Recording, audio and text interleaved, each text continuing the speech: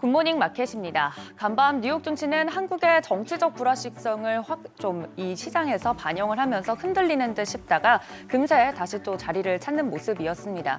좀 씁쓸한 부분은 뉴욕 증시 같은 경우 이 한국 관련된 지수와 또 종목들이 흔들리는 것을 보면서 국내 증시뿐만 아니라 뉴욕 증시에 있는 한국 관련 종목들도 함께 흔들리는구나, 좀 뒷맛이 씁쓸한 간밤이었습니다. 일단 지수 살펴보도록 하겠습니다.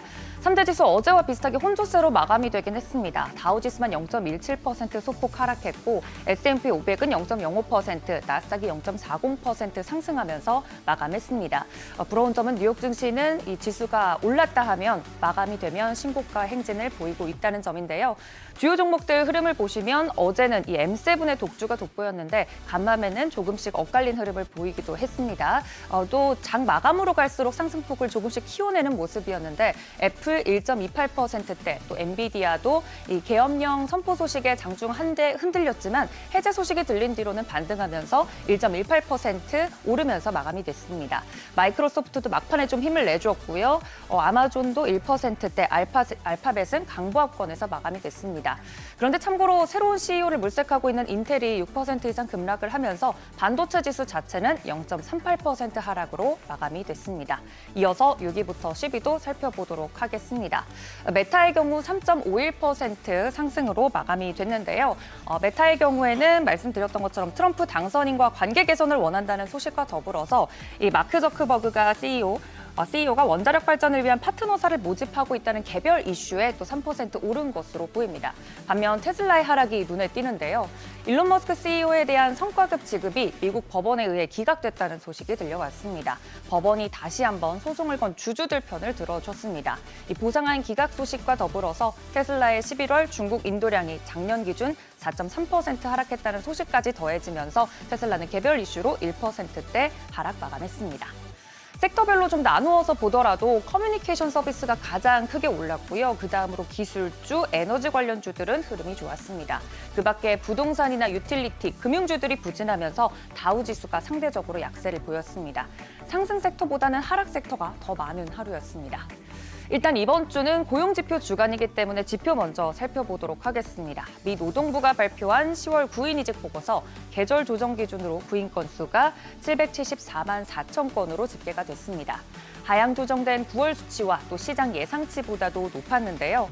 지난 9월 2021년 초 이후 최저치를 기록했는데 구인 규모가 늘어나는 가운데 해고는 완화되면서 고용 시장이 회복될 수 있다는 걸 알 수 있었습니다. 지표 발표 이후에 12월 FOMC 금리 인하 확률 25bp 인하가 70% 이상으로 상승했고 동결 확률은 반대로 더 줄었습니다. 여전히 시장에서는 이번 달까지는 금리 인하를 하고 내년부터 인하 속도가 조절될 것이다라고 전망하고 있고요. 이번 주 후반에 발표 예정인 11월 고용보고서에서 만약 노동시장이 지나치게 강력할 경우 연준의 금리 인하 속도가 더뎌질 수 있다고 보고 있습니다. 이 시장도 주 후반까지 고용 데이터를 더 보고 반응하겠다는 듯이 관망세를 보였습니다. 금리 인하에 대해서 연준 인사들의 발언도 이어졌습니다. 메리 데일리 샌프란시스코 연은 총재는 금리 인하를 지속할 필요가 있다면서도 이번에 추가 인하를 할지에 대해서는 말을 아꼈습니다. 연준 쿠글러 이사는 인플레이션이 2% 목표를 향해 가고 있지만 이번 달 추가 금리 인하에 대한 언급은 역시나 삼가는 모습이었습니다. 늘 이야기하는 것처럼 데이터를 보고 결정하겠다는 이 스탠스를 유지한 건데요. 그래도 내일은 파월 연준 의장의 연설이 예정되어 있어서 그나마 좀 더 나은 힌트를 들을 수 있지 않을까 기대해봅니다. 한편 윤석열 대통령 계엄령 선포에 뉴욕 증시에 상장된 한국 주요 기업들의 주가가 하락했다가 장 마감 부근에는 낙폭을 줄여가기도 했습니다. 대표적으로 쿠팡 장중 9% 넘게 낙폭을 키우다가 계엄령 해제 소식에 낙폭 줄이면서 3%대 하락으로 마감이 됐고요. 이 밖에 한국 관련 ETF도 장중 최대 7% 가까이 떨어지면서 52주 신저가를 기록하는 등 글로벌 시장의 변동성 요인으로 작용을 했습니다. 주식뿐만 아니라 이 코인 관련된 종목들 또 코인 자체도 원화 가격이 크게 흔들리기도 했습니다.